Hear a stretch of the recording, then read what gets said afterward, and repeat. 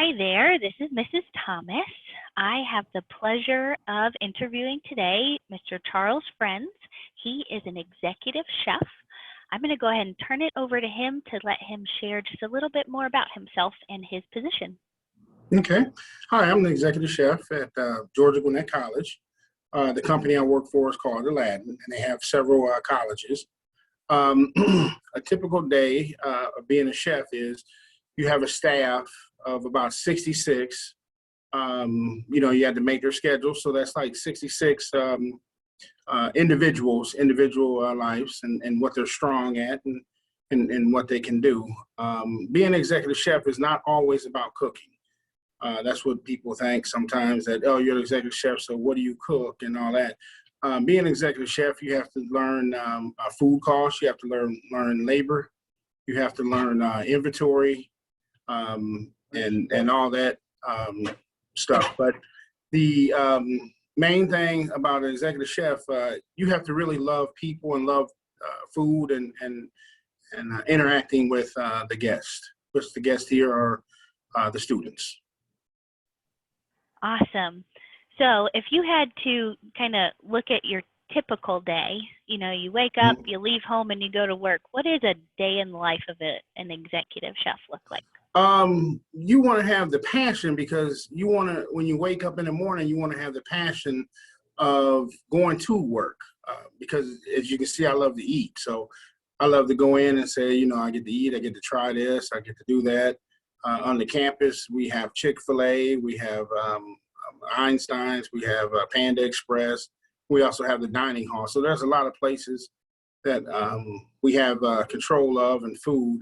But you typically come in, and when you come in, you want to see who came in, who's not here, and what positions are available or empty.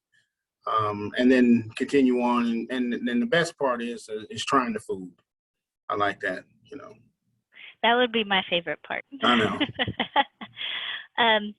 Now, did you see yourself when you were, say, back in high school, did you see yourself becoming a chef? Yeah, I seen it at 4 years old.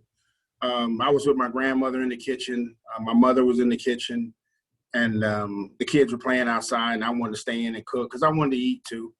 So my mother, my grandmother, we're in the kitchen a lot, and that's what we did. And I learned to cook. I know it's back in the earlier days. I learned to cook at like 9 years old. I could make stuff at 9, like French fries and hamburgers, and so all the kids would come over to say, Charles, he can cook, so we're gonna go over there, and after school we're gonna eat over there. And I would love that. I would love to cook for them. We did nachos, all kind of stuff. Even we had the Rice Krispies back in the day, where you had to take the sugar and stir the sugar in with the milk to make it so you don't have the gritty taste, and little things like that. It went a long way. So that's awesome. I love to hear, where it came from. Right. Now, if we have students who are interested in pursuing something in culinary arts, becoming a chef, an executive chef, right. What do they have to do to get there? I went to it's a trade school. You can go to trade school. You still have to do college classes and everything like that. You get associates in culinary. Now they have a master's in culinary, I believe. I'm not sure. But back when I was going, they had associates. And it's just, when I first got there, I was thinking, I just got to cook or whatever. But no, you have to do college studies. You have to do your prereqs.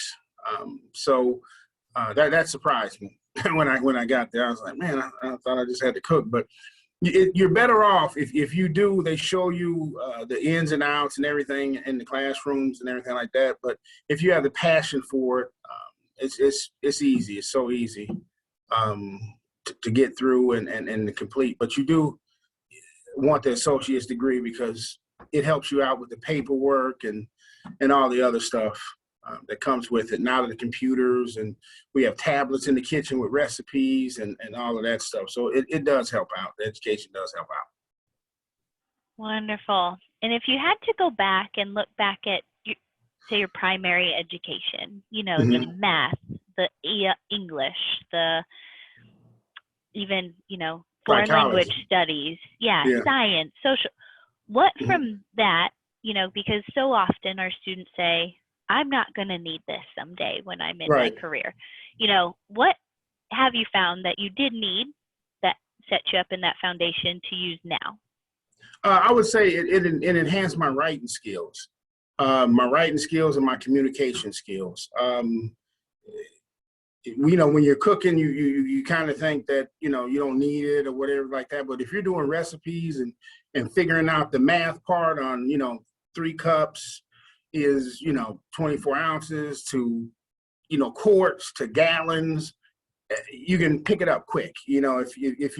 If you start getting used to it and just figuring out recipes. And we have a lot of systems here, inventory. I mean, just logging it in, taking it out, tracking, all of that goes into play. I mean, you wouldn't think, so why do I need this math study or whatever? Well, you got to add up recipes. You got to, it goes a long way. So that's why I said you do need the education, and I got a trade, so you didn't have to go to a 4-year college, and but 2 years was good with me, as far as because I never was, like a school, like I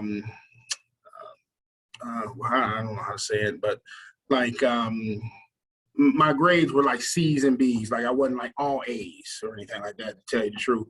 But if you have something that you're passionate for, it's so much easier to get good grades when you love to do it.